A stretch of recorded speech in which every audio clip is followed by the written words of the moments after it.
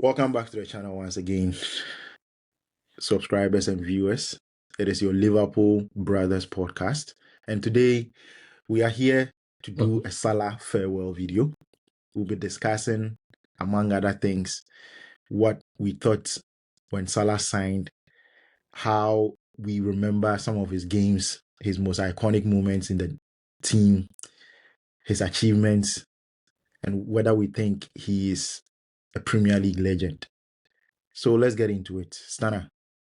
Yeah. I'll start by asking you how you thought Salah was going to perform when he first joined the team. What did you know about him before he joined Liverpool? And when he joined, what did you think was going to happen? When Salah joined, we all knew Salah before from Chelsea. He went away to Italy, went on loan to Fiorentina, got signed by AS Roma, and then when we signed Salah, of course, I was a bit skeptical because he's been in the Premier League before and he couldn't really cut it in there, and he went away. Could a player who has been in the Premier League before and not been able to do it, is he the player we are chucking him down our right wing to be our main man, trying to rebuild a squad under the Jurgen Klopp? I was a bit skeptical, but I believed in Jurgen Klopp being the man at the helm of affairs. I believed in his ability to find the right player for us. But of course, even though I did have hope because it was Jurgen Klopp who brought him in, I still never thought Mohamed Salah would become the player that we know him to. We know the player that he eventually became. Yeah, I think for me, I didn't really look so much into him before he signed. All I knew was that he had been to Chelsea. It didn't really go the way he expected it to go. He went back to Italy, and he seemed to have been on the right path when he went back to Italy. So I was just hopeful that at the very least, he would replicate what he's done in Italy. We will see the Salah that was in Italy rather than the one that played for Chelsea. So that was my expectation. I didn't really have a lot of big things that I expected from him. So that is how I felt. Did you think he would be this good? Did you think he would break records every season? He would have the numbers that he had at Liverpool? You know what? When Salah joined, even for us Liverpool fans being skeptical, but of course, eventually, I mean, immediately you sign, we do support our players. But rival fans really got into it. They were like, we've signed a Chelsea reject, especially the Chelsea fans.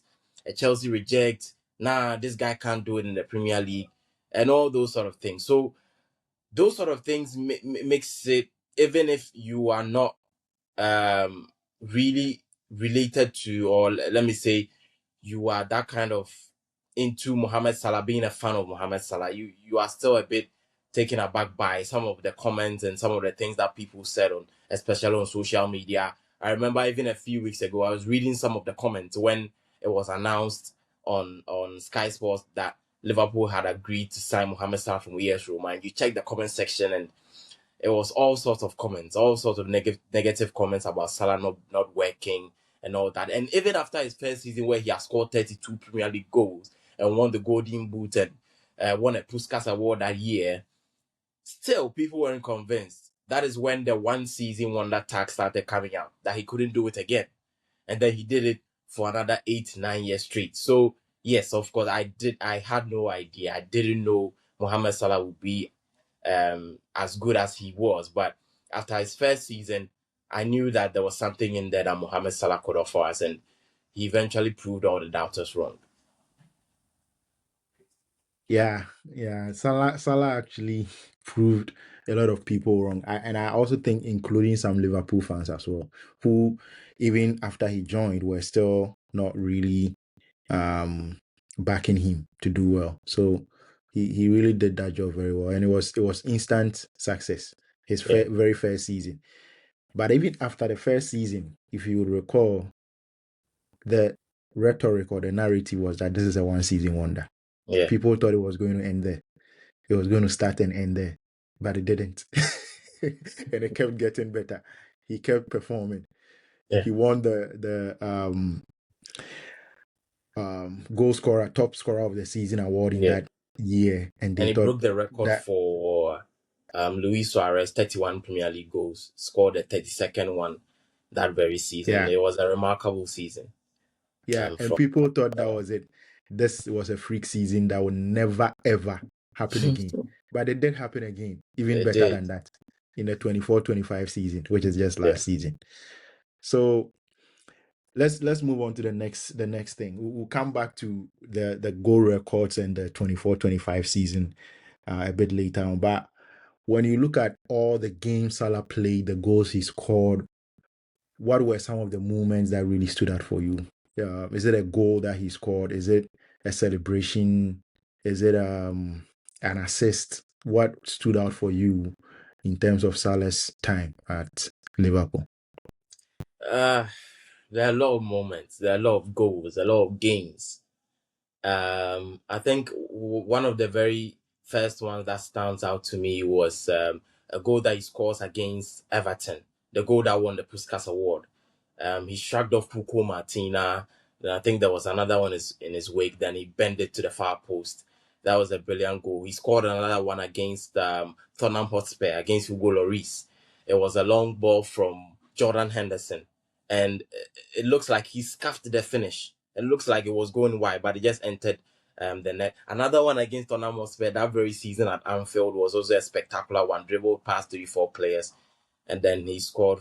I think the most memorable one that most Liverpool fans would remember, and I'm sure you remember as well, was the first goal that he scored against AS Roma in the Champions League. I think that goal, the noise when the goal entered the net, and the noise that the post made was just a surreal feeling. And I think personally that was, for me, top three performances that Mohamed Salah has ever had in a Liverpool shirt. That very game, the first leg against AS Roma in his first season at Anfield. Brilliant, brilliant, brilliant finish. Yeah, I also I do think that there are some honorable mentions as well. The goal against Chelsea in the season we won the league. Yeah, I think it was a shot outside the penalty area, a very, very long shot. He yeah, struck the ball into the corner. And I think in that same match, or was it another game against Chelsea, it was a free kick um routine between him and Trent Alexander-Arnold. Trent yeah, take the ball back. He rolled the ball back into Salah's left foot, and then he struck the ball into the net. The other one is against City. That yeah, one that he had a dribble. He had yeah, he dribbled his way through into the penalty area of City, and then he struck yeah. the ball. The following week, he did it Yeah, again did it against against Watford. Watford. So Yeah, yeah, I think those were also very, yeah. very I think nice there's goals. also Another one another versus. mention Another mention for me was the goal he scored against Manchester United, where Allison gave him the long ball. Yeah, It the was long left ball. with him and Daniel He took off his James, shirt. and he Yeah, he kept shrugging Daniel James off yeah. until he got to a position where he could shoot the ball, and he did find the net in there. Yeah, you wanted to add another Yeah, one? there was one against I've just missed the goal right now, but I mean there are a lot. There are a lot of goals. I was trying to remember one particular one. I think he scored a good one against West Ham. I think what that is one of the most difficult goals. It came. There was a counter Yeah, attack from Trent Alexander-Arnold to Shaqiri, and then Shaqiri a yeah. long ball that was away at That London was, that Stadium. was in the COVID season. It was Yes, the that the first 2020-21 touch. season. The Yeah. first touch was absolutely perfect. The one I It- was trying to remember was the one against Napoli, where we needed to win the game to qualify. That was the year we won the Champions League. That was a mm, very, very crucial mm, goal. yeah, Shrugged off yeah, that's true. Koulibaly and then Yeah, air yeah. post finish. Yeah, Koulibaly almost tackled him with his head yeah, that on was the a good ground. goal. Yes, yes, yes, yes. Yeah, yeah. uh, In terms of a game that you think would be your favorite Salah game, which one would you go for? I have two games in mind. The first one is, as I've mentioned before, against ES Roma at home, in his first season, 17-18 season, AS Roma at home. I think he won that game by 5 goals to 2, if I remember correctly. He had a brilliant game, scored 2 goals, gave 2 assists as well. I think that game was a 10 over 10 performance all round. I think the next game I'm looking at was a 5-0 win at Old Trafford. He got a hat trick that day.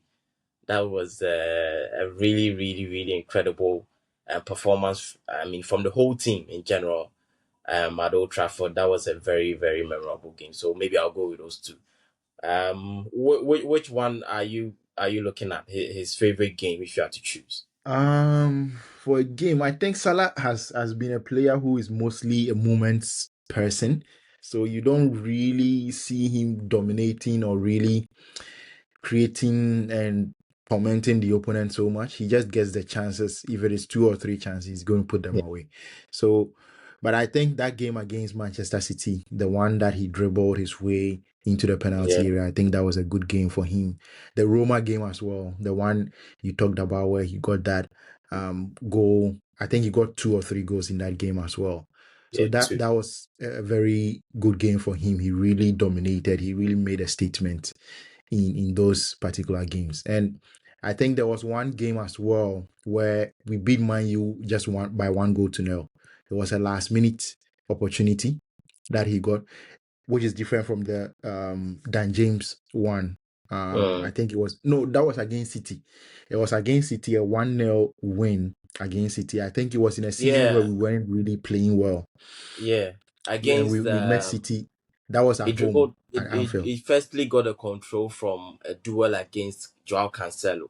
Cancelo, yeah, it Yes, I was that remember that. that that that game. Yeah. Yeah, so that game was it was a really memorable game. The way he got that goal and the fact that it was the only goal. So now, where does the 2024-25 Salah that you saw rank in terms of individual seasons, comparing it to other players in the Premier League, um, other players who have played for Liverpool, and even Salah himself? Other seasons of Salah, how do you rank the 24-25 season? Would you say that was his best season, even above the his first season in the 2017-18 season? Yeah, I think I think those 2 seasons are the 2 seasons that really stand out. The first season and then last season when we won the Premier League. And I think although he scored 32 goals in the first season, I think last season he was more decisive in games. His goals were more important than the first season because I remember in his first season there's a particular game against Arsenal. Arsenal away at the Emirates. He squandered a lot of chances, but he still ended up scoring a goal and we drew that game 2-2. And then I was very frustrated after that game. So there were some games he still got on the score sheet or assisted, but the decisive moments weren't as many, I thought, as last season was. I think last season, the numbers that he put out were very decisive. He gave us a lot of points. It was most of them were either the first goal, the equalizer, or the goal propelled us into maybe a 2-1 win or 1-0 win. So I think it was more decisive last season. And again, I think his performances last season or the way he played last season really brought the whole team together. It elevated every single player in the team, their performance. The first season was a bit more individualistic in terms of how it helped others as well. But I think last season, you see the standard of or the level of Cody Gakpo last season. He played really well at a very high level. Luis Diaz the same, even the midfield, the way he galvanized the whole team. And I mean, at that point, he really became a leader of the side. So I think last season was a more decisive season, and if I'm to rank, I think it is one of the very best seasons we've seen from an individual player in Premier League history. I mean, I always said that Luis Suarez's 13-14 season, where he scored 31 goals and provided 12 assists, was the best individual season I had ever watched. I mean, people talk about the season where Henry scored 20 goals and created 20 assists, but I think I was a bit too young to watch it really, really well. So for me, that was the season.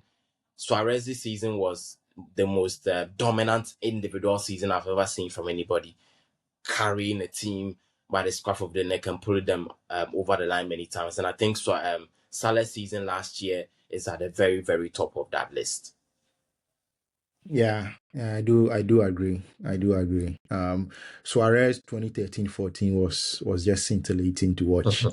Um, you even talk about his partnership with Storage, and he Yeah, even made Storage a much better player. Storage much better also than made him a Raheem better player. Sterling, team. Yeah, Yeah. In terms of Salah, I think his first season it was unexpected. People didn't really know what to expect from him, so you could make the case that he took everybody by surprise. But the 2024-25 season yeah, was like everybody knew what to expect. Everybody knew what Salah is all about, and yet they could not do anything to really stop him. So yeah. that would be for me, I think, one of the best individual I seasons think it's ever. top three for me. In It's top three, yeah. certainly top three for me. I think Hmm. I'm looking at maybe Van Persie for United in the 12-13 season. I'm looking at Haaland when he scored 36 goals. I think Yeah, yeah. Salah's I season think is right up there. The Haaland one might be up there in the Yeah, first or second position. Yeah, yeah, I yeah. agree. But I don't know.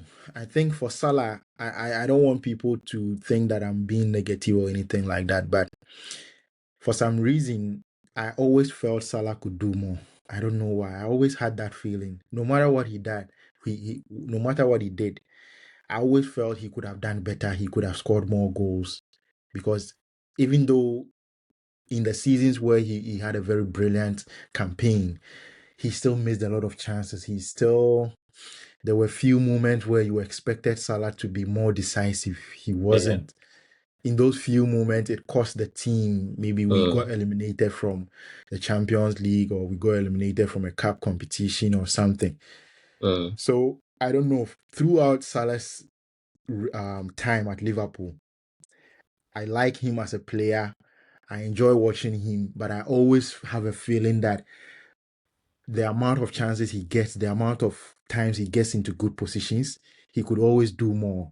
I don't know why, but I don't know if you also sometimes have that feeling. Um, I get the point you are trying to make, but I come from a slightly different angle. I think that when I look at Salah and his set skill, what is in his toolkit as a football player, I think Salah is one of the very few players I have seen in this generation that I think has maxed every little thing from his career what he could get. I look Mm, at I think the very first person that comes into mind is Cristiano Ronaldo. He is one player that I think when you look at what he can do with a football and what he has achieved in football, he has like he's gotten every single. There's nothing that you would say maybe Ronaldo could have achieved a little bit more here or there. I think mm, Salah, I would put Salah in that kind of bracket because I don't think Salah is the most talented of players per se when you look at raw talent like a Hazard or someone that is good in on the eye and things like that. But so I come from that sort of angle. I think Mohamed Salah, what he has achieved for Liverpool, his influence in the Premier League and what he has done so far, I think there isn't really much we can ask. Of course, there were some opportunities he probably could have done better, but I mean, mm. I think he's been absolutely sensational what he's been able to achieve in his career as a footballer. Yeah, yeah, very much so. He's been absolutely magnificent. Now that he's going, we all know he's a legend at the club. He will always be welcome back to this Liverpool team, this Liverpool club. So I'm sure we'll see him at some point back in the club doing something or maybe just a charity game or something like that. Yeah, So Salah is an absolute legend. There's no debate about that, both in the Premier League and in the Liverpool team. But now yeah, that he's going, how do we compensate for Salah's absence going into next season? Let's end with this. How do we go about setting up the team to make sure that Salah's absence does not affect the team in a substantial way to derail the season, right? I yeah. know we can't get a replacement who is going to give us the same output, but we need to get someone in there. Yeah, I think looking at the team that we have and what we did last season in terms of the transfer market, I think from the higher ups, in their thinking, I believe they tried to move on. Not maybe move on is not the right word, but they tried to lessen the burden on Mohamed Salah, looking at the goals and assists that he got last season. So they tried to bring in someone who can be a bit more creative and lessen the creative burden on Mohamed Salah. So they brought in Florian Wirtz, who is a creative machine in the Bundesliga, and he hasn't really been able to hit the ground running yet. And then they brought in Ekitike, they brought in Isak. So I think from the point of view of the numbers that Mohamed Salah gives us, we've already started the process of trying to replace his goals and assists. So in numbers wise, the transfer market was last season was used to lessen or try to make the transition a bit smoother in terms of us not missing him too much in terms of the numbers that he gave us. But as a player, as a leader, as a presence, it will be very difficult for us to replace him. But of course, we have to move on. And I think um, we have tried to do that, and I think if next season the players that we brought in, the Isak and Florian Wirtz, if hopefully they'll be able to hit the ground running. If they do, it will mean that the numbers that we will miss from Mohamed Salah next season, and even as this season have showed us where he hasn't really given us the sort of numbers that he usually does, it will mean that the transition wouldn't be as difficult numbers wise, but personality wise, who is going to tuck in on the right wing. That would be another issue that I think the transfer window also offer us an opportunity to bring in someone, not necessarily to replace Mo Salah and everything that he offers us, but someone to give us another option, another threat down the right hand side and add a little bit more number. Not the same as Mohamed Salah, but complement the numbers that some of the other guys that we've already brought in, if they're able to have a good season next year. The person who bring in on the right wing could offer us a little bit something as well in terms of trying to replace Mohamed Salah. For the rest, it will need time. We'll still miss him in some games, but I think that eventually, numbers wise and his presence, it will be something that we will miss dearly. But of course, we have to move on as a football club. Yeah, yeah, very much so. So, during the summer, we'll come back and talk more about signings and potential incomings and outgoings. So, Yeah. for now, we'll end our discussion here. Thank you all for watching and also for listening. Don't forget to subscribe if you are new here. Also, smash the like button like never before. Comment down below, let us know your thoughts, and we'll see you later. Take care. Bye bye.